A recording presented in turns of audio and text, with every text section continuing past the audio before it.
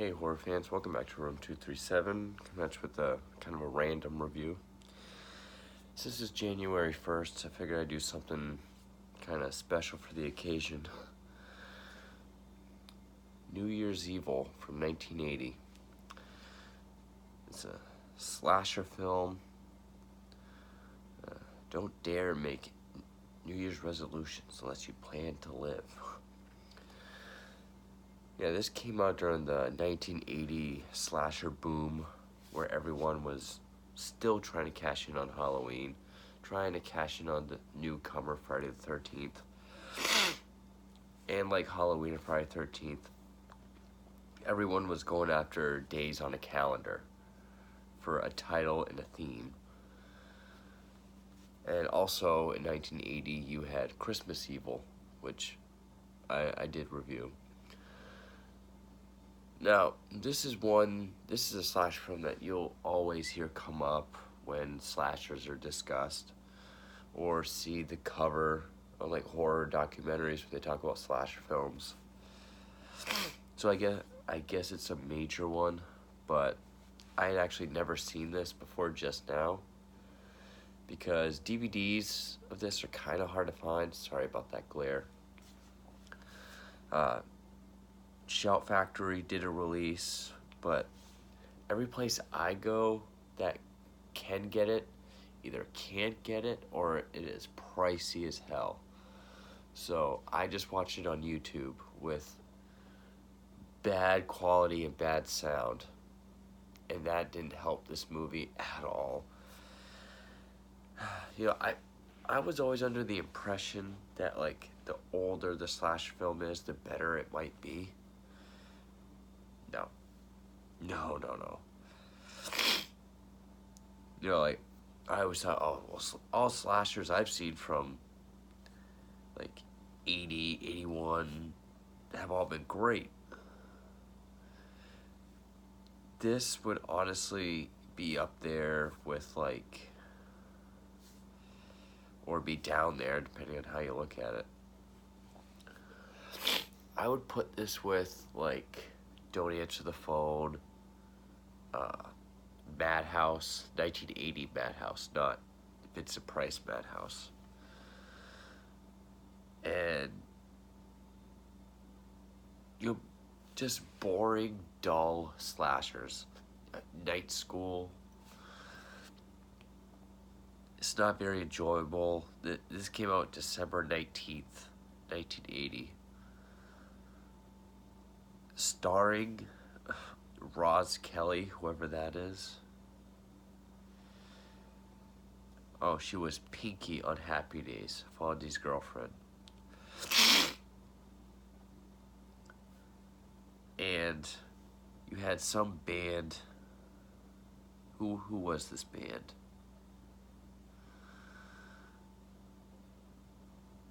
Shadow. This band Shadow, this punk rock new wave band Shadow did some songs. And you kind of had a decent story too. Like, if you're gonna do a New Year's slasher, this would have been the way to go. But just the movie itself is really lame. It's not particularly bloody or gory. Basically, the story is, it takes place in Los Angeles.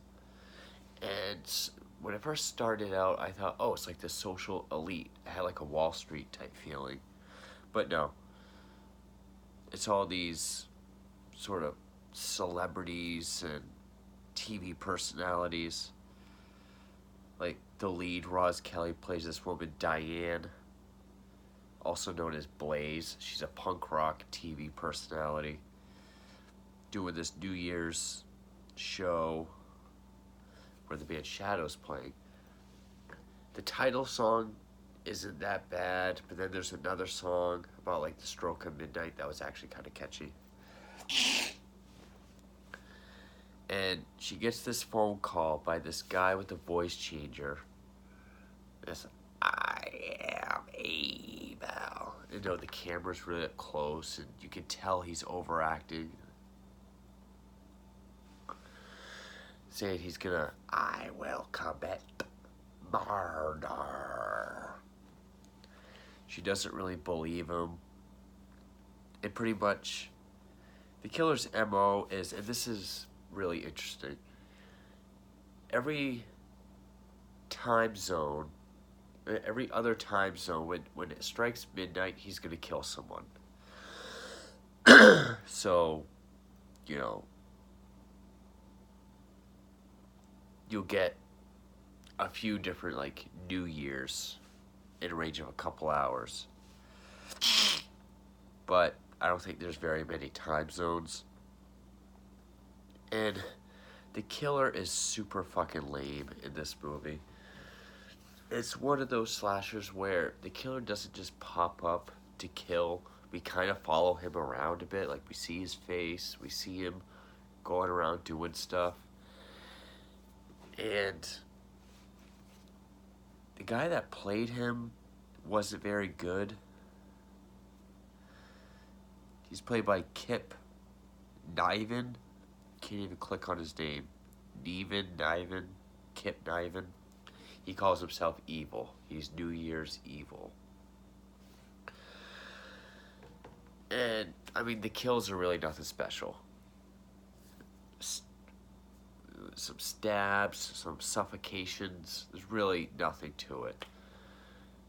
In fact, there's even one scene where he's driving down the road and pulls up to this one area, like bumps into a biker. So the biker chases him with his biker friends to a drive-in, and he stabs the biker, leaves his car where everyone can see it, and then steals another car.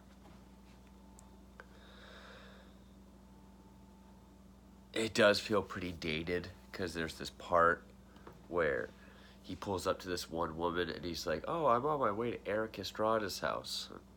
When's the last time you heard someone mention Eric Estrada? And he has like this big bag. There's like some weed in it, and he suffocates her with weed still in the bag. I'm sure that's going to be a lot of people's favorite kill just because weed is involved. They try to do character development, like this Blaze woman. She has a son who wants to be an actor. He got some acting gig on a TV show, but she's so caught up in her fans and her manager and the show that she's not even paying attention to him. He starts getting really agitated. Anyway, we find out at the end the killer is Blaze's husband. And the reason he's doing it is because he feels just as neglected and angry as the son does. He takes out his switchblade. He's like, you've castrated me. He rigs up the box, the controls to the elevator. Like, he ties her underneath the elevator. He's fucking around with it. And I would say that's really the only interesting part, is when we find out he's the killer, she's with him, and he explains it. Not saying it's really good, I'm just saying that's the best part of the movie. He also wears a Stan Laurel mask from Laurel and Hardy, excuse me. It's not like his signature look, he just happens to wear it. And there's one part when he's killing someone. I was doing something, I happened to look, and he has like this big fake mustache that is obvious. It makes Groucho's mustache look like, I don't know, it's like perfect rectangle and like really shiny and fake, just terrible looking. But anyway, the cops chase him up to the roof of the hotel. He jumps off and he kills himself. Blaze gets put on the ambulance, and then we see the son with the Stan Laurel mask.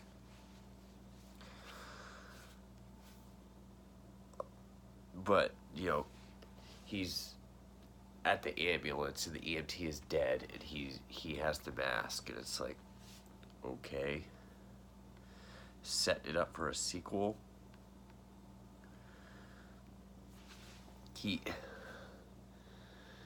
This movie has a 14% on Rotten Tomatoes, and I believe it.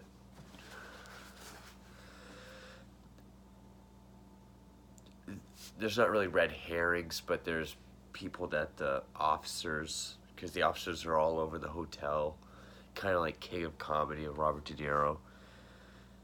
They think it's a crazed fan, a religious guy, or could be someone that's much closer to you than you think. This is one of the more lame slasher films of the 80s.